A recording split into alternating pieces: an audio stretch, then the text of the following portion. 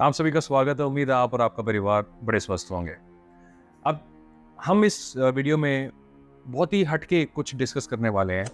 मैं आपसे कुछ शेयर करूंगा, कुछ आपके पॉइंट ऑफ व्यू होंगे जो आप कमेंट में भी शेयर कर सकते हैं। अब इतने सालों से इतने देशों के अलग अलग कैटेगरीज के जो वीज़ा हम लोग करते आ रहे हैं, कुछ चेंजेस हम देख रहे हैं 2024 से ख़त्म होते होते जो वीज़ा पॉलिसीज़ में विजिबल हो रहे हैं, वो भी मैं डिस्कस करूँगा, आपको बताऊँगा क्या क्या है। और उसके अलावा रिक्वायरमेंट्स, फॉर्मेट्स ये चेंज हो रहे हैं। सक्सेस रेशियो जो ट्रेडिशनल टफ कंट्रीज होती थी, और आप हैरान हो जाएंगे उनका नाम सुन के, थोड़ी सी आसान हो रही है, पहले के मुकाबले आसान हो रही है। मतलब जो कोई एक्सपेक्ट नहीं कर रहा था वो हो रहा है। और जो ऐसी कंट्रीज जो बड़े आसानी से वीज़ा दे देती थी, जो मर्जी जाओ चले जाओ, वो भी आजकल वीज़ा देने में आनाकानी करने लग गई। तो ये सारी चीज़ें, एक ग्लोबल शिफ्ट, एक पैटर्न शिफ्ट हो रहा है वीज़ा पॉलिसीज़ का। अब ये जो पैटर्न शिफ्ट हो रहा है, इससे कौन कौन से देश इंडियन सिटीजन्स के लिए प्रभावित हो रहे हैं, यानी हमें कौन से देश के वीज़ा पे कैसा प्रोफाइल बनाना चाहिए, कैसे लगाना चाहिए, कहाँ लगाना चाहिए, नहीं लगाना चाहिए, सारे क्वेश्चंस आते हैं दिमाग में। अगर मैं आपको ये बताऊं कि अगर आप हमारे पुराने व्यूवर्स हैं, आपने सैकड़ों वीडियोस इस चैनल पे देखे हो, किसी भी वीडियो में आपने नोटिस करा कि हमने कभी पोर्चुगल को बोला हो कि बड़ा आसान है, आप अप्लाई करें।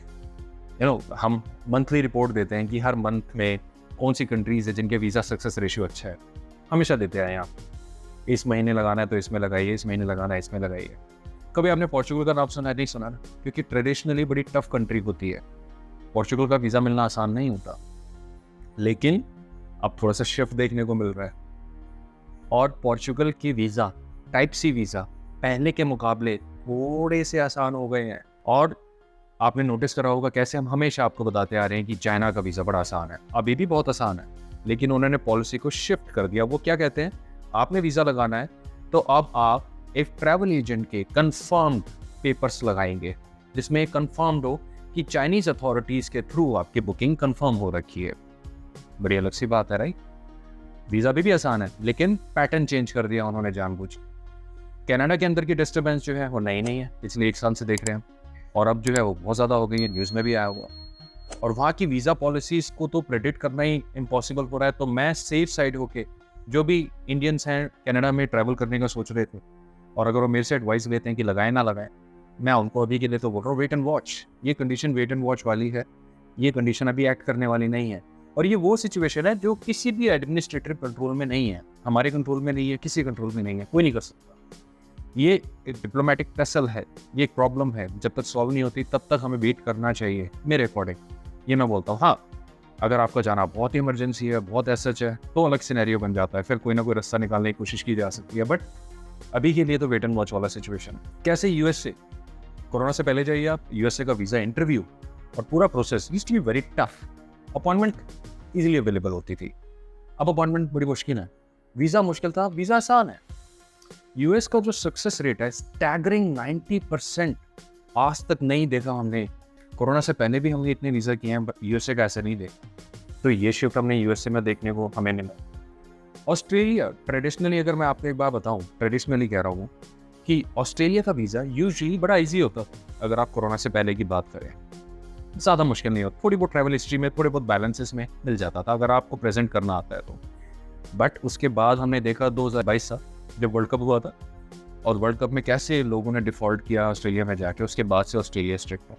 इतना स्ट्रिक्ट है कि उन्होंने अपनी पॉलिसीज तक चेंज कर दी। इमिग्रेशन की पॉलिसीज चेंज हो रही हैं ऑस्ट्रेलिया के अंदर। वहाँ के पॉलिटिशियन स्टेटमेंट दे रहे हैं हम अपनी इमिग्रेशन को कंटेन करने वाले हैं, जबकि ऑस्ट्रेलिया में इतना इमिग्रेशन भी नहीं है।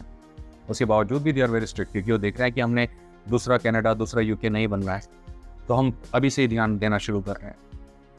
तो हमने ऑस्ट्रेलिया में ये शिफ्ट देखा। Same goes with south Korea. South Korea में हमने देखा साउथ कोरिया का वीज़ा जो ट्रेडिशनली बड़ा टफ होता था, कितना आसान होता चला गया।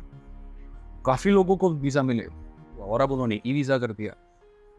जापान, एक जापान की मैं बात बोल सकता हूँ जहाँ पे शिफ्ट नहीं है, जैसा पहले था वैसा ही है। फाइल अच्छी है, वीज़ा ले जाओ। फाइल ठीक नहीं है, प्रोफाइल ठीक नहीं है, तो सॉरी। जापान बिल्कुल क्लियर है अपनी अप्रोच में, वहाँ पे कोई चेंज हमें अभी तक तो नोटिस नहीं आया। और हमने ब्राज़ील भी देखा, साउथ अफ्रीका भी देखा। साउथ अफ्रीका का भी कह सकते हैं कुछ जापान जैसा केस है, वो भी अच्छी प्रोफाइल होती है, वीज़ा दे देता है। अब ब्राज़ील की बात करें, ब्राज़ील जैसे कोरोना से पहले अगर आप देखेंगे तो ट्रेडिशनली बड़ा टफ होता था, बट उसके बाद बड़ा ईजी होता चला गया।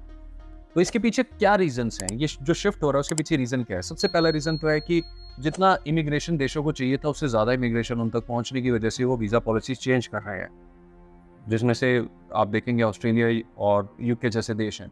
यूके जिसमें कहा जाता है कि उन्होंने ब्रेक्सिट किया, कहा क्या जाता है कि ब्रेक्सिट इसलिए किया क्योंकि ट्रेड को लेकर डिस्क्रिपेंसीज थी यूरोपियन यूनियन के ट्रेड पॉलिसीज के साथ।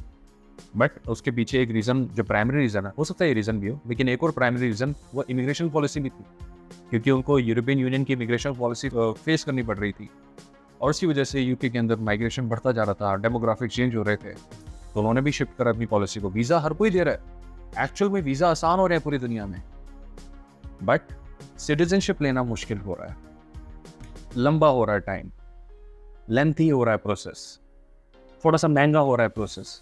हर कोई ये सोच रहा है कि भाई अगर माइग्रेशन आए तो क्वालिटी माइग्रेशन आए, आ रहे हैं तो स्किल्ड आए या ज़्यादा सेमी स्किल्ड आए, अनस्किल्ड ना आए।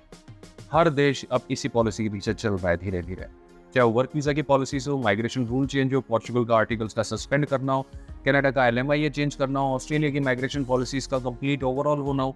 ये सारी चीज़ों के पीछे एक ही तर्क है कि माइग्रेशन सबको चाहिए, इमिग्रेशन सबको चाहिए, बट क्वालिटी नॉट क्वांटिटी नहीं चाहिए। तो ऐसे सिनेरियो में जो एक्चुअल में ट्रैवलर्स हैं, टूरिस्ट पर्पस के लिए जाना चाहते हैं, उनके लिए तो बहुत ही अच्छी न्यूज़ है क्योंकि visa policies are being relax हुई हैं। लेकिन इसी बीच में जो लोग वहाँ पर जाके असाइलम फाइल कर रहे थे, रिफ्यूजी स्टेटस क्लेम कर रहे थे, इलीगली रह रहे थे, उनके लिए थोड़ी सी समस्याएं बढ़ा दी गई हैं। ये शिफ्ट ग्लोबल शिफ्ट हो रहा है और अभी तो फेज़ 1 है, इसका थोड़े दिनों में फेज़ 2 भी आएगा और फेज़ 2 जब आएगा हम आपको बताएंगे उसमें क्या होएगा। अच्छी बात है कि अगर आप टूरिस्ट हैं, ट्रैवलर हैं, घूमने फिरने के लिए जाना चाहते हैं, उस देश को देखना चाहते हैं, जाना चाहते हैं, किसी दोस्त से, परिवार से, किसी रिलेटिव से मिलना चाहते हैं, तो आपके लिए गुड न्यूज़ है। लेकिन अगर आपको असाइलम फाइल करना था, रेफ्यूजी स्टेटस क्लेम लेना था, तो आपके लिए समस्या आ सकती है। तो आप क्या सोचते हैं इन सारी चीज़ों में? प्लीज़ उसको ज़रूर कमेंट करें। कोई ऐसा टॉपिक जिसमें आप चाहते हैं कि हम आपको फर्दर क्लैरिफिकेशन दें, तो प्लीज़ वो भी मेंशन करें। Will try our best. अपना समय देने के लिए धन्यवाद। बहुत जल्द फिर मिलेंगे। Bye bye.